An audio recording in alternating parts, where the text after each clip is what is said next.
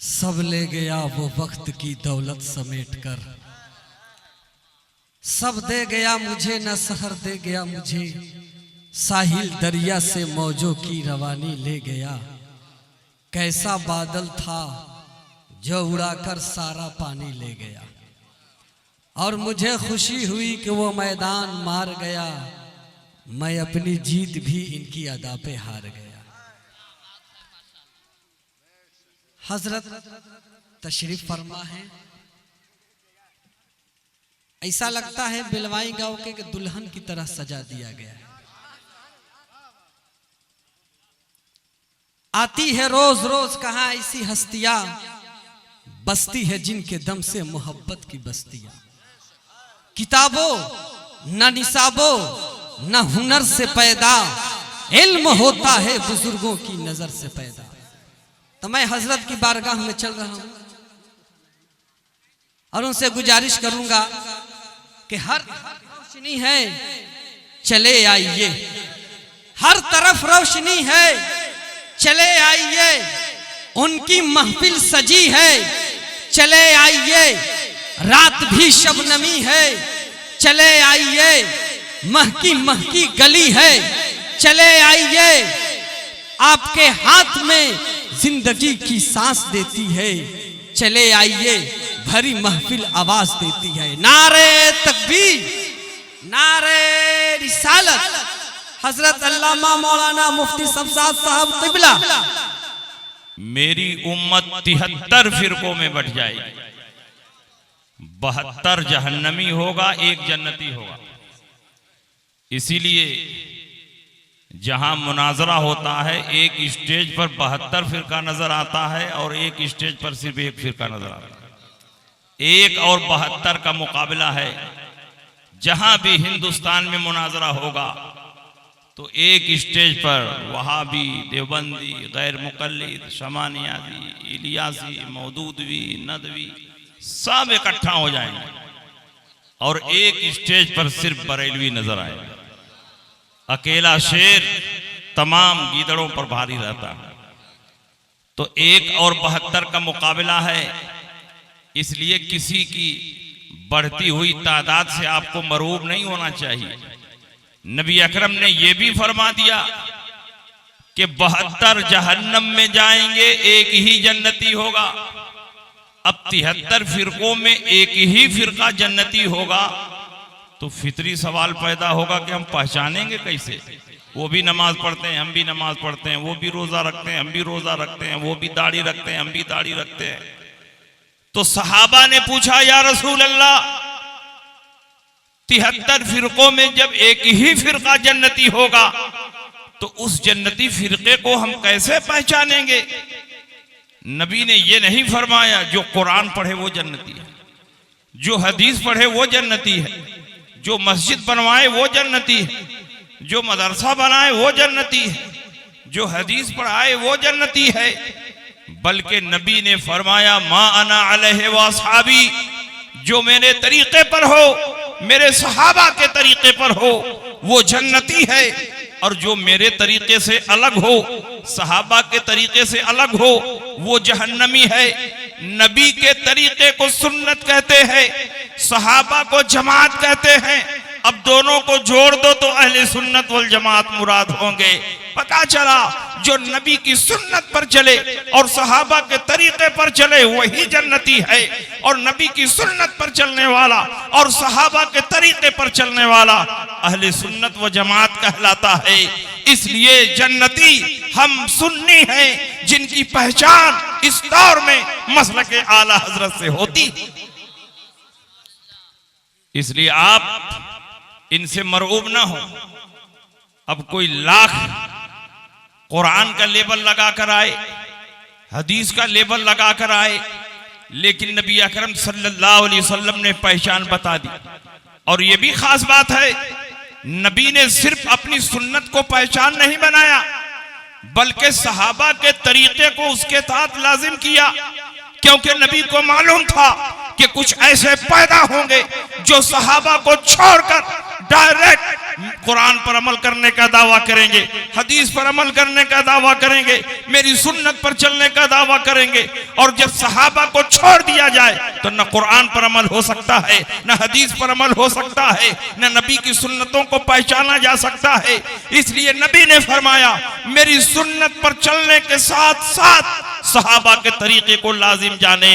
इसका मतलब यह हुआ कि जन्नती फिरका वो होगा जो सहाबा के रास्ते पर चले, जन्नती फिरका वो होगा जो सहाबा के अकीदे पर चले, जन्नती फिरका वो होगा जो सहाबा के रास्ते पर चले। आज बेशुमार जमातें पाई जाती हैं, लेकिन मैं आपसे पूछना चाहता हूं कौन सी जमात है जो सहाबा के तरीके पर चल रही है? हम अहले सुन्नत हैं जिनकी पहचान मसलके आला हजरत से होती है।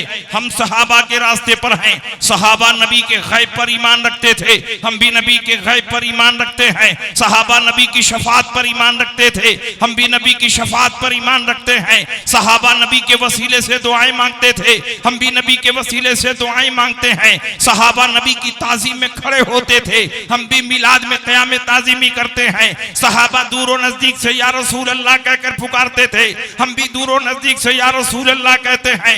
सहाबा ज़ियारत क़ुबूर को जाते थे, हम भी ज़ियारत क़ुबूर को जाते हैं। सहाबा इसाले सवाब करते थे, हम भी इसाले सवाब करते हैं। जो सहाबा का अकीदा है वही हमारा अकीदा है, जो सहाबा का तरीका है वही हमारा तरीका है। और नबी ने फरमाया जो सहाबा के रास्ते पर चलेगा वही जन्नती है। इसलिए आज के दौर में जो फिरका जन्नती है वो कोई और नहीं, हम अहले सुन्नत हैं जिनकी पहचान मसलके आला हजरत से होती है। और बात बिला दलील न रहे, हर बात पर एक एक हदीस सुनते चले ताकि कोई ये न कहे कि हवा में बोलकर चले गए। सहाबा नबी के गैब पर ईमान रखते थे और हम भी नबी के गैब पर ईमान रखते हैं।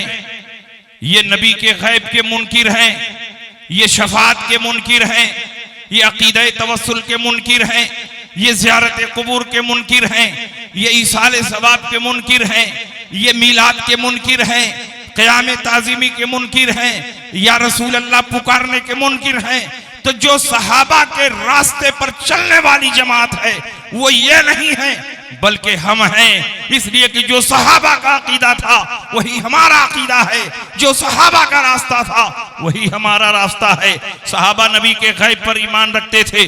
उठाइए बुखारी शरीफ जिल्द अव्वल किताबुस सलात बाबो मन रका दून सफ। यहाँ इमाम बुखारी ने ये बताना चाहा है कि अगर कोई शख्स इमाम को रुकू में पाए तो उसकी ये रकात शुमार में आएगी कि नहीं आएगी, उसी को बताने के लिए ये बाब बांधा है।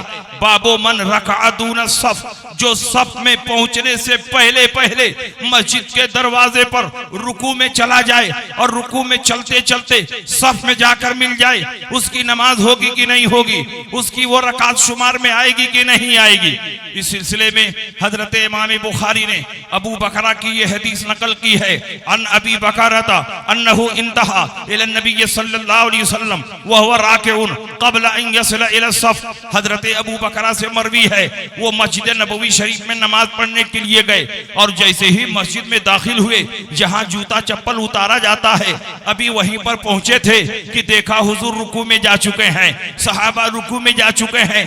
सोचा वहां जाकर नियत बांधूंगा तो कहीं जाते जाते हुजूर अलैहिस्सलाम सर उठा दे तो मेरी एक रकात छूट जाएगी। मस्जिद के दरवाजे ही पर नियत बांध लिया, वहीं रुकू में चले गए। रुकू में चलते चलते सफ में जाकर मिल गए। नबी मुसल्ले इमामत पर हैं, आपका चेहरा किबले की तरफ है, आने वाला पीठ के पीछे से आ रहा है। जब अल्लाह के नबी ने सलाम फेरा तो इरशाद फरमाया ऐ अबू बकरा खड़े हो जाओ। अबू बकरा खड़े हो गए। अल्लाह के नबी ने फरमाया क्यों तुमने मस्जिद के दरवाजे पर नियत बांध लिया, क्यों वहीं रुकू में चले गए? क्या तुमको सुन्नत तरीका नहीं मालूम कि सफ में पहुंचने के बाद नियत बांधना चाहिए, सफ में पहुंचने के बाद नमाज शुरू करनी चाहिए? तुमने मस्जिद के दरवाजे पर नियत कर ली, वहीं रुकू में चले गए। रुकू में चलते चलते सफ में पहुंच गए। हजरत अबू बकरा ने यह नहीं कहा या रसूल अल्लाह आपका चेहरा तो किबले की तरफ था, मैं पीठ के पीछे से आया और आपको पीठ पीछे का इल्म नहीं, तो कैसे आपने जान लिया कि अबू बकरा ने किस तरह नमाज शुरू की है, ये सवाल नहीं किया, इसलिए कि वो सहाबी थे, वहाबी नहीं थे। उनका ये अकीदा था कि नबी जैसे आगे देखते हैं वैसे ही पीछे देखते हैं, वैसे ही दाएं देखते हैं, वैसे ही बाएं देखते हैं। पूरी कायनात नबी के निगाहों के सामने है। इन्नल्लाह रफ़अ दुनिया फ़अना अंज़ुरु इलैहा व इला मा हुवा काइनुन फ़ीहा इला यौमिल क़ियामा कअन्नमा अंज़ुरु इला कफ़्फ़ी हाज़िही। जो कुछ दुनिया में हो चुका है, जो क़यामत तक होने वाला है, सबको अल्लाह ने समेटकर मेरे निगाहों के सामने रख दिया है और मैं इन तमाम चीजों को ऐसे ही देखता हूँ जैसे हाथ की हथेली को देखता हूँ। अल्लाह के नबी ने इरशाद फरमाया, इन्नकुम तरौना क़िबलती हाहुना, तुम समझते हो कि मेरा चेहरा किबले की तरफ है और मैं तुमको पीठ के पीछे नहीं देखता हूँ। वल्लाहि इन्नी ला अराकुम वरा ज़हरी कमा अराकुम अमामी, मैं तुमको पीठ के पीछे ऐसे ही देखता हूँ जैसे आगे देखता हूँ। अमा ला यख़फ़ा अलैया रुकूअकुम वला खुशूअकुम, तुम्हारा रुकू भी मुझसे छुपा हुआ नहीं, तुम्हारा खुशू भी मुझसे छुपा हुआ नहीं। मैं वो पैगंबर हूँ कि जब कब्रिस्तान से गुजरता हूँ तो मुर्दों के हालात को देखता हूँ, किस पर अज़ाब हो रहा है, किसको सवाब दिया जा रहा है। मैं वो पैगंबर हूँ कि मक्के में होता हूँ, मदीने के हालात को देखता हूँ, मदीने में होता हूँ, जंग के रूम का मुशाहिदा करता हूँ, मिंबर पर होता हूँ, क़यामत तक के अहवाल को सहाबा के सामने बयान करता हूँ। जमीन पर होता हूँ, आसमान वालों को देखता हूँ, जब आसमान से गुजरता हूँ जमीन पर चलने वाले इंसानों के दिलों को पढ़ता हूँ। आला हजरत ने उसी की अक्कासी करते हुए इरशाद फरमाया, सरे अर्श पर है तेरा गुजर, दिले फर्श पर है तेरी नजर, मलकूत मुल्क में कोई शय नहीं वो जो तुझ पे आया नहीं, वह खुदा खुदा का यही है दर, नहीं और कोई मफर मकर, जो वहां से हो यही आके हो, जो यहाँ नहीं तो वहां नहीं। अब आप बताइए, नबी अकरम सल्लल्लाहु अलैहि वसल्लम के गैब पर सहाबा ईमान रखते थे कि नहीं रखते थे? अल्लाह के नबी एक दिन मिंबर पर खड़े हुए, कामा फीना नबी सल्लल्लाहु अलैहि वसल्लम मकामन फअखबरना अन बदइल खल्क हत्ता दखला अहलुल जन्नति मनाजिलहु व अहलुन नार मनाजिलहु। अल्लाह के नबी मिंबर पर खड़े हुए और सहाबा के सामने गैबी खबरें देने लगे, यहाँ तक के इंसानों की पैदाइश से लेकर जन्नतियों के जन्नत में जाने और दोज़खियों के दोज़ख में जाने तक के तमाम अहवाल को नबी ने सहाबा के सामने बयान कर दिया। अगर सहाबा का ये अकीदा था कि नबी गैब जानते हैं तो सहाबे किराम अल्लाह के नबी सय्यद आलम सल्लल्लाहु अलैहि वसल्लम की गैबी खबरों पर ईमान रखते थे और इनकार नहीं करते थे। अगर ये अकीदा होता कि नबी गैब नहीं जानते हैं तो सहाबा खड़े होते और कहते, या रसूल अल्लाह, आप कहां से गैब की खबर दे रहे हैं? गैब की खबरें तो सिर्फ अल्लाह देता है, नबी गैब नहीं जानते हैं, आप कैसे गैब की खबरें दे रहे हैं? इंसानों की पैदाइश से लेकर जन्नतियों के जन्नत में जाने और दोज़खियों के दोज़ख में जाने तक के तमाम अहवाल आप बयान कर रहे हैं, सहाबा सुन रहे हैं। इसका मतलब यह हुआ कि सहाबे किराम का ईमान था कि नबी गैब जानते हैं, अल्लाह की अता से जानते हैं, और यही अकीदा आला हजरत ने दुनिया के सामने पेश किया है। आला हजरत ने कोई नया अकीदा पेश नहीं किया, बल्कि वही अकीदा जो सहाबा इकराम का अकीदा था, ताबईन इज़ाम का अकीदा था, आला हजरत ने दुनिया के सामने पेश किया। तू जिंदा है वल्लाह, तू जिंदा है वल्लाह, मेरी चश्मे आलम से छुप जाने वाला। और सुनिए, एक हदीस बुखारी की याद आ गई।